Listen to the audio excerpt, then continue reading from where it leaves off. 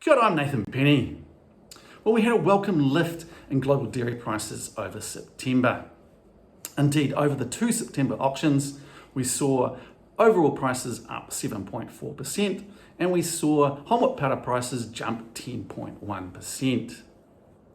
Now, given that prices had been declining steadily over the year until September, it does now beg the question, have prices now turned a corner?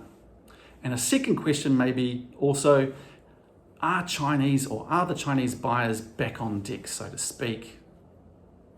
Well, on both those fronts, the jury is still well and truly out. Indeed, when we look at, step back and look at global dairy prices on a historical basis, they still remain low. Indeed, looking at prices compared to this time a year ago, they remain around a quarter down from this time last year.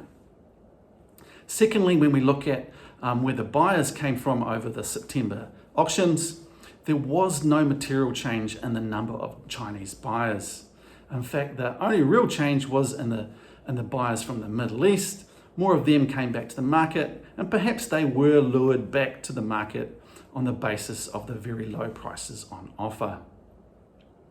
We can also look to other markets for guidance. Indeed, in global meat markets, we haven't seen much change either.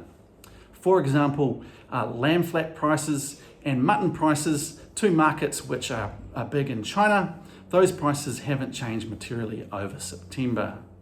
And while farmgate lamb prices have lifted to around $7 per kilo over September, that's probably got more to do with the fact that prices normally lift at this time of the year anyway, and the low New Zealand dollar, rather than any change in demand.